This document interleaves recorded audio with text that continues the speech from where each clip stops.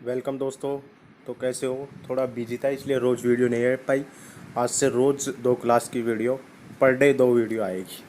Knowledge का अड्डा channel में आप सभी का स्वागत है। और अगर आप चैनल पर नए हो तो चैनल को सब्सक्राइब, नोटिफिकेशन या बेल आइकन को ऑन कर लो ताकि आपको नई नई वीडियो मिलती रहे। तो दोस्तों, आज हम जिस डिजीज़ के बारे में बात करें वो है न्यूरल ट्यूब डिफेक्ट। ये एक एम्ब्रियोनिक प्रिकोसर होता है। न्यूरल ट्यूब क्या होती है? एक एम्ब्रियोनिक प्रिकोसर होता है जो बाद में एम्ब्रियोनिक प्रिकोसर मतलब सेल टाइप में होता है जो बाद में ऑर्गन में कन्वर्ट हो जाता है। तो न्यूरल ट्यूब एम्ब्रियोनिक प्रिकोसर होता है किसका? सेंट्रल नर्वस सिस्टम का। जो न्यूरल ट्यूब आप कुछ समय बाद या 3 to 4 week from consumption age से, कंजप्शन होता है उसके 3 to 4 वीक के बाद में डिसअपियर हो जाती है और कंजप्शन से अपीयर होती है। और डेज में पूछे तो 28 डेज के बाद में develop CNS central nervous system में कन्वर्ट हो जाती है। अब इस न्यूरल ट्यूब में डिफेक्ट होते हैं। अगर ये न्यूरल ट्यूब है, इसमें एंटेरियर पार्ट और ये पोस्टीरियर पार्ट। अगर एंटेरियर पार्ट में डिफेक्ट होता है तो एनसिपेली नोट बेबी का बोन होता है वो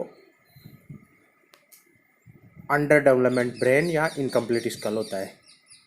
एनसिपेली एक कंडीशन होती है जिसमें बेबी का ब्रेन होता है वो अनडेवलपमेंट या इनकम्प्लीट स्कल होता है। और इसमें वोल्ट एब्सेंट होती है। Volt means 2 frontal bone, 2 parietal, 1 occipital, 1 upper border temporal bone. That condition have not properly developed baby brain and skull. इस कंडीशन में क्या होता है? बेबी का ब्रेन एंड डेवलपमेंट, स्कल का डेवलपमेंट प्रॉपरली नहीं हो पाता है। इसे एनसेफेली बोलते हैं। अगर पोस्टीरियर पार्ट में हो तो उसमें दो, इसकी कंडीशन को बोलते हैं स्पाइना बाइपिडा। स्पाइना बाइपिडा 2 टाइप होते हैं, स्पाइना बाइपिडा ओकल्टा और spina bifida cystica. Spina bifida cystica ये 2 प्रकार, मेनिंजेसेल और माइलोमेनिंगोसेल। अब स्पाइन बाइपिडा के कोच, स्पाइन बाइपिडा डेफिशिएंसी होती है किसके कारण? जिंक और फोलिक एसिड। जिंक और फोलिक एसिड क्या करता है? फॉर्मेशन और मैचुरेशन ऑफ DNA। और ये क्या प्रिवेंट करता है? इसके प्रिवेंट करने के लिए, इसकी कमी को प्रिवेंट करने के लिए कंजप्शन इससे मतलब 1 मंथ का होता है ना बेबी मदर के गर्भ में, उस टाइम पे कंजप्शन एज से ही क्या फोलिक एसिड की टैबलेट शुरुआत कर दी जाती है जिसमें 400 माइक्रोग्राम पर डे। सेकेंड है chromosomal abnormality, maternal infection, torch की फुल फॉर्म पहले आपको बताई दी। टोक्सोप्लाज्मोसिस, रूबेला, साइटोमेगालोवायरस, हर्प्स और HIV। टेरेटोजेनिक ड्रग्स वो होती है जो ड्रग्स मदर लेती है और उसके इफेक्ट बेबी पर पड़ता है, साइड इफेक्ट, तो उसे टेरेटोजेनिक, उसमें वेलप्रोनिक एसिड है। हो गई। अब आपको एक बार रिवीजन करवा देता हूँ। अगर एंटेरियर पार्ट में न्यूरल ट्यूब में डिफेक्ट होता है तो एनसिपेली, और पोस्टीरियर पार्ट में स्पाइना बाइपिडा। स्पाइना बाइपिडा 2 प्रकार का होता है, स्पाइना बाइपिडा ओकल्टा और spina bifida cystica. Spina bifida cystica भी 2 टाइप होता है, मेनिंजोसाइल और माइलोमेनिंगोसाइल। और कोज में जिंक और फॉलिक एसिड की मैटरनल इन्फेक्शन, टेरिटोजेनिक ड्रग्स होती है। उन टेरिटोजेनिक ड्रग्स में बेबी को इफेक्ट करती है, मदर लेती है, उसके कारण chromosome abnormal. Types of the spina bifida, अब उनके टाइप है स्पाइना बाइपिडा के, वो अच्छे से पढ़ लेते हैं। स्पाइना बाइपिडा ओकल्टा पहला टाइप। स्पाइना बाइपिडा ओकल्टा में क्या होता है? ये इसके ओपनिंग पोस्ट वर्टिबल आर्क या अम्ब्लो लंबोसेक्युलर रीजन में ओपनिंग प्रेजेंट होती है। ये पीछे का स्पाइनल कॉर्ड होती है ना, वहाँ पर एक देसी भाषा में गुमड़ा टाइप का हो जाता है। स्किन इंटैक्ट, इसमें स्किन इंटैक्ट नहीं होती। और no involve of the meninges and spinal cord. Meninges ये नया वर्ड आया, ये स्पाइनल कॉर्ड के चारों तरफ जो कवरिंग होती है उसको मेनिंजेस बोलते हैं। ये स्पाइनल कॉर्ड है तो इसके ये चारों तरफ कवरिंग है ना, इसको मेनिंजेस बोलते हैं। और स्पाइनल कॉर्ड और मेनिंजेस का कोई इन्वॉल्वमेंट नहीं होता, इसके कारण मेन चीज़ न्यूरोलॉजिकल डिफेक्ट नहीं होता। आगे समझ में? और इसको डायग्राम के थ्रू लास्ट में समझा दूँगा मैं आपको अच्छी तरह। सेकेंड नंबर पे spina bifida cystica. Spina bifida cystica भी, इसमें मतलब मेनिंजेस और स्पाइनल कॉर्ड, इसमें से किसका इन्वॉल्वमेंट होता है और किसका नहीं होता, उसके आधार पर 2 टाइप से बांटा गया है। मेनिंजेस नाम से पता चल रहा है, इसमें meninges protrusion of the meninges in cyst with shape. Cystica means cavity या सिस्ट। तो meningocele spina bifida cystica means इसमें किसका इन्वॉल्वमेंट प्रोट्रूजन होता है, मेनिंजेस का with CSF। No neurological defect, spinal cord dip होती तो न्यूरोलॉजिकल डिफेक्ट होता है, मेनिंजेस के कारण no neurological defect.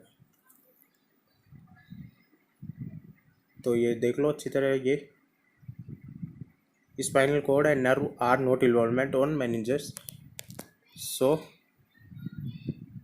Absent of the neurological defect.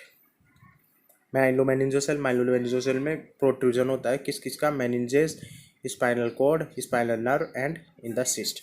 No neurological, so neurological defect present, इसमें न्यूरोलॉजिकल डिफेक्ट प्रेजेंट होता है क्योंकि इन्वॉल्वमेंट हो रहा है स्पाइनल कोड का भी, मेनिंजेस का भी, स्पाइनल नर्व का भी, सो इसमें होता है।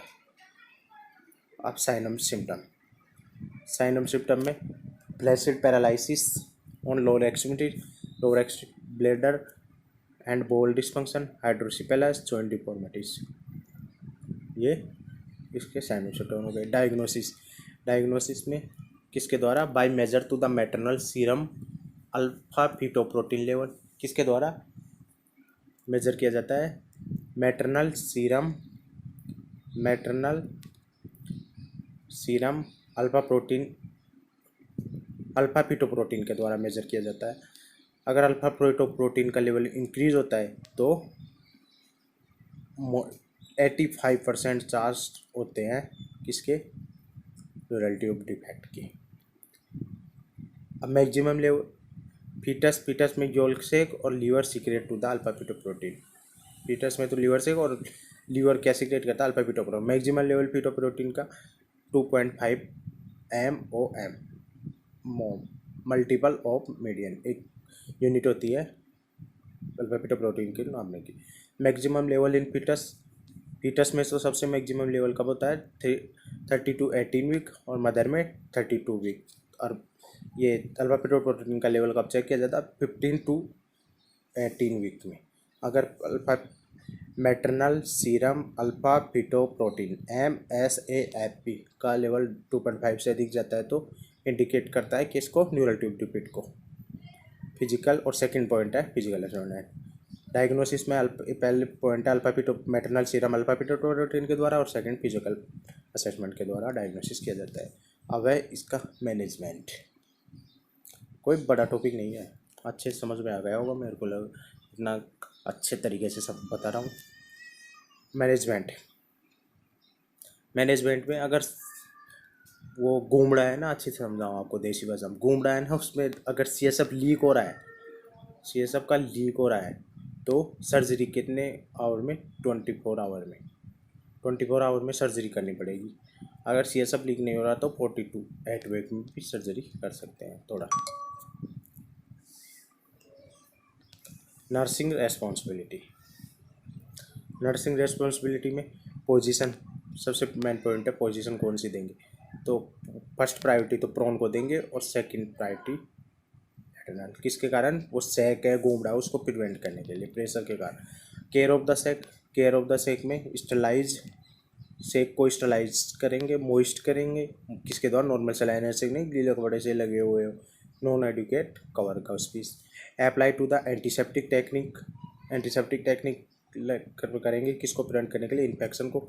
Assess to for infection regulatory to provide antibiotic और never use to the diaper, ये एग्जाम में भी पूछा गया है, डायपर का यूज कॉन्ट्राइंडिकेट करते हैं डायपर को, इन सेक को केयर करने में डायपर का यूज़ नहीं करेंगे बेबी में अगर न्यूरल ट्यूब डिफेक्ट की कंडीशन हो।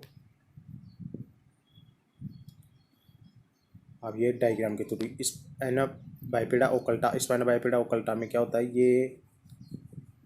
ये सीधी लाइन है वो स्पाइनल कॉर्ड है, और ये इसके ऊपर लगा हुआ है वो मेनिंजेस और ये सैक बन गया। सैक में hair in sac tuft of the hair, बालों का गुच्छा भी प्रेजेंट होता है, और मेनिंजेस और स्पाइनल कॉर्ड। इसमें this condition involve to the not involve spinal cord and meninges, किसमें, स्पाइना बाइपेडा ओकल्टा में। और स्पाइना बाइपेडा सिस्टिका में 2 कंडीशन होती है, मेनिंजोसेल और माइलोमेनिंजोसेल में मेनिंजेस की प्रेजेंट इन्वॉल्वमेंट होता है, और माइलोमेनिंजोसेल स्पाइनल कॉर्ड का भी हो जाता है, मेनिंजेस का भी हो जाता है, और स्पाइनल नर्व का भी इन्वॉल्वमेंट हो जाता है। ये डायग्राम अच्छे से समझ लें। आ गए समझ में? हो गया टॉपिक, इतना इजी टॉपिक था, और नाम शुरू पढ़ने टाइम ऐसे लग रहा था बहुत हार्ड है, बहुत हार्ड है। तो अगर आपको वीडियो पसंद आई हो तो लाइक कर दो, कमेंट कर दो, शेयर कर दो, और कोई भी प्रॉब्लम हो तो मेरे से डायरेक्ट संपर्क भी कर सकते हो आप। Thank you.